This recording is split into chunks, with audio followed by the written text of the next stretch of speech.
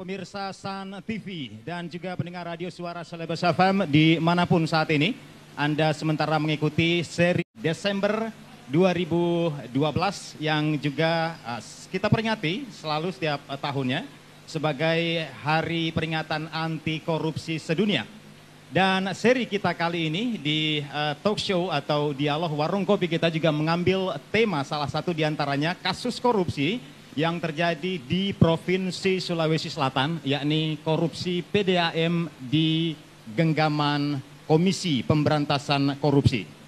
Dan pemirsa Sun TV dan juga pendengar radio Suara Celebes FM maupun seluruh audiens yang hadir langsung di Warung Kopi 115 Todopuli sore hari ini, hadir sebagai pembicara utama kita, seperti yang sudah pemirsa lihat langsung di sini ada Bapak Profesor Dr. Syukri Akub SHMH.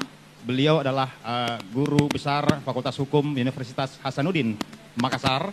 Kemudian juga ada Bapak Jusman AR. Beliau kita kenal sebagai Direktur LP Sibuk. Dan juga ada Bapak Arif Wicaksono, Direktur Ledo. Selamat sore semua pembicara utama. Ya. Baik, dan nanti juga kita akan tentu bisa berinteraksi di Warung Kopi ini 115 untuk semua audiens, Anda para pemirsa dan juga pendengar radio Suara Celebes. Dan kegiatan ini dikoordinir atau dilaksanakan oleh Garda Tipikor Fakultas Hukum Unhas bekerja sama dengan LPAK atau Lembaga Penggiat Anti Korupsi dan juga Makassar Demokrasi Institute bersama dengan Todopuli Community. Baik, kita awali perbincangan kita sore hari ini. Saya ke Pak Jusman AR dulu sepertinya sebagai narasumber utama kita sore ini, bahwa beliau selalu bersama dengan kita di seri-seri sebelumnya, diskusi kita di Warung Kopi 115 ini. Beliau selama ini yang kita tahu juga getol tetap mengawal setiap kasus-kasus korupsi yang ada di Sulawesi Selatan. Jauh ini seperti apa Pak Jusman? Bismillahirrahmanirrahim. Ya, terima kasih. Saya kira diskusi yang mengangkat kasus PDM yang mana kita ketahui saat ini sedang ditangani atau sedang ditindaklanjuti oleh KPK, tentunya memang menjadi perhatian ya, khususnya para kawan-kawan pekerja hukum, bahkan sampai pakar-pakar hukum seperti yang ada di sebelah saya sekarang. Kita fokus pada hasil audit yang kemarin dikeluarkan oleh KPK per Desember 2012. Dari total potensi kerugian itu mencapai 520,48 miliar. 520,48 miliar. Nah, dari 4 rekanan, ada PT Teraya, ada PT Asri Nusa ya, NK Utama, ada 4. Mohon maaf, yang satu agak-agak PT Bahana Cipta, telah diurai dalam rekomendasi BPK menemukan potensi kerugian yang dugaan kerugiannya sangat fantastis, 524. Namun pada hasil audit itu ada tiga rekanan atau mitra dari PDM ini yang masih baru dikatakan berpotensi. Nah, yang dimasukkan dari 4 perusahaan di sini yang telah ditetapkan, sehingga BPK berkesimpulan, BPK berpendapat bahwa PT Teraya dengan dugaan kerugian 38 miliar sudah dipastikan. Hasil audit yang besarnya mencapai 38 miliar sudah dipastikan merugikan negara. Yang lainnya itu masih dikatakan berpotensi untuk merugikan pihak perusahaan, dalam hal ini PDAM. Nah, bergulir terus kasus ini yang kemudian juga tidak pernah berhenti di follow up oleh kawan-kawan media. Saya pernah juga dipanggil salah satu pembicara soal kasus ini. Ketika kita pertanyakan langsung ke pihak Kejati, baik Kejatinya maupun aspesusnya, mereka selalu menunggu ada laporan resmi. Padahal menurut saya, karena karena ini adalah bukan merupakan delik aduan, tanpa pun ada laporan resmi, wajib untuk segera menindaklanjutinya. Jangan jaksanya selalu keenakan menunggu laporan baru bertindak. Saya kira jelas persoalan ini. Bahkan BPK pun pernah melansir ke media-media bahwa jangan kami yang bawa ke sana dong. Kalau memang kejaksaan punya keseriusan, punya komitmen, datanglah ke kantor kami. Nah, apa sikap yang diperlihatkan oleh kejaksaan? Ternyata tidak ada. Kembali kita tanya lagi ke kejaksaan. Apakah kalau hari ini saya serahkan hasil audit tersebut, kejaksaan akan langsung tindak lanjuti? Dengan berbagai diplomasi, dengan berbagai pernyataan-pernyataan bahwa khawatirnya kalau ini ditindaklanjuti, dikira ada kaitannya dengan politik. Ada kaitannya politik. Nah, inilah yang selalu saya katakan bahwa kejaksaan selama ini memang keliru. Memang keliru. Kok persoalan hukum selalu mau dilihat dengan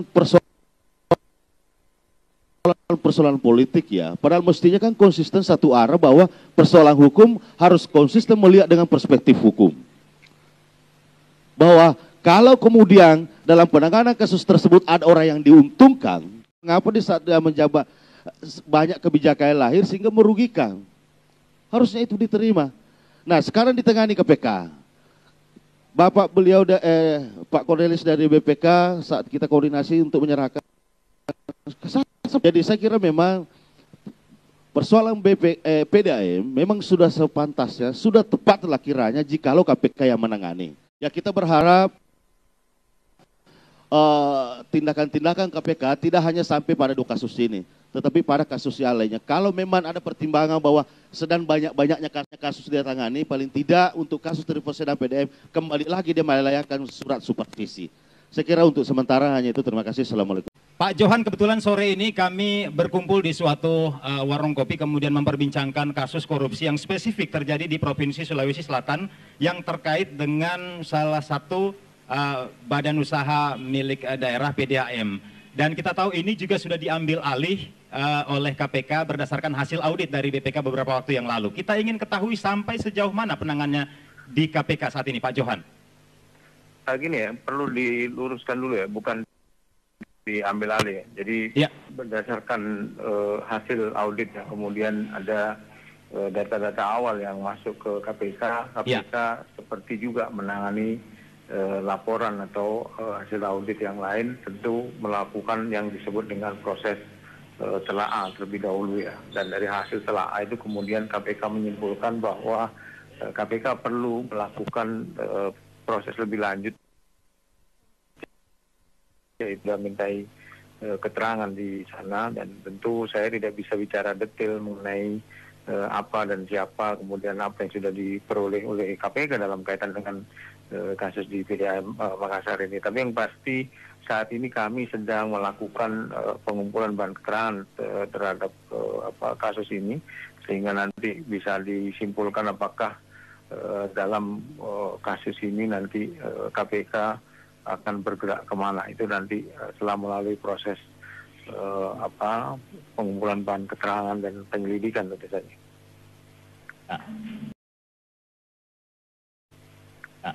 Baik, Pak Johan, di sini saya juga bersama dengan Bapak Profesor Dr. Sukri Akub SHMH, Guru Besar UNHAS, kemudian juga ada Bapak Jusman AR dan juga ada Bapak Arif Wicaksono, dan salah satu dari mereka ini akan berbincang dengan Pak Johan. Boleh Pak Johan, kami minta waktunya sejenak? Oh, silakan. Ya, ada hal yang mau dikonfirmasi oleh Pak Jusman ke Anda. Ya, silakan. Halo. Halo ya. Halo Bang Johan, ini Adinda Jusman AR. Ya, gimana Pak Jusman? Iya, salam lawan korupsi. Iya. Gimana Pak? Iya, saya kira kami dari masyarakat Makassar tetap selalu memberi dukungan ke KPK, tetap senantiasa bersedia untuk dimintai jikalau terjadi kekurangan-kekurangan data, dan memang sudah tepatlah kiranya jikalau KPK yang menangani kasus tersebut. Salam saya terakhir, di Makassar itu tidak hanya ada kasus PDM dan BBN, tapi juga ada yang lebih memantik perhatian publik adalah kasus Triple C, Bansos, dan lain-lainnya. Ya, kita kembali melanjutkan perbincangan kita dengan tema korupsi PDAM di genggaman KPK saat ini. Saya ingin ke Pak PDAM bahwa hal itu kemudian tidak mungkin dilakukan oleh PDAM kalau sejak awal ada sinyal bahwa hal ini sebenarnya menyimpang gitu. Kita kenal ketika kita bicara soal indikasi hukum, upaya orang selalu muncul dengan sendirinya, apakah pembohongan ataukah menyelamatkan diri, ataukah tidak lebih karena bicara soal PDAM kan tentu berkaitan erat kaitannya dengan pelayanan publik. Erat kaitannya. Tentu PDAM tidak ingin dinilai seperti itu sehingga kemudian kehilangan kepercayaan. Tetapi apapun itu, saya kira saya ingin kembali streskan di sini adalah bahwa tidak mungkin, ya, tidak akan mungkin lembaga besar seperti Komisi Pemberantasan Korupsi akan menindaklanjuti kasus tersebut jikalau dia tidak menemukan indikasi. Meskipun dalam buat dinyatakan apabila ditemukan ada unsur-unsur yang cukup, ada bukti yang cukup. Tapi bagi KPK, mohon maaf saya bukan orang KPK, tetapi paling tidak sedikit kita bisa tahu. Saya kira Prof. Sukri lebih paham yang begitu. Saya kira itu, bahwa tidak akan mungkin. Nah kemudian sejalan lagi, saya sambung lagi sedikit apa yang disampaikan Pak Sukri. Bahwa kalau kita berdasar Undang-Undang Nomor 30 Tahun 2002, hak dan kewenangan KPK berdasar pada pasal 9 itu, kasus yang bisa diambil alih atau yang langsung ditangani, ya apabila kasus tersebut dalam penanganannya,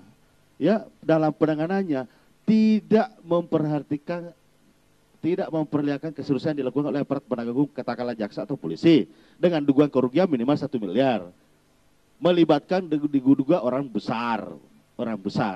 Ya, saya sepakat apa yang disampaikan tadi Bang Joang bahwa untuk kasus PDAM yang ditangani KPK bukan memang diambil alih, tapi memang KPK yang langsung menangani kasus itu. Sejauh ini kejaksaan dan kepolisian tidak pernah menindaklanjutinya. Baik, Pak Tanda tanya sekarang, ada apa dengan kejaksaan dan kepolisian yang ada di Sulsel?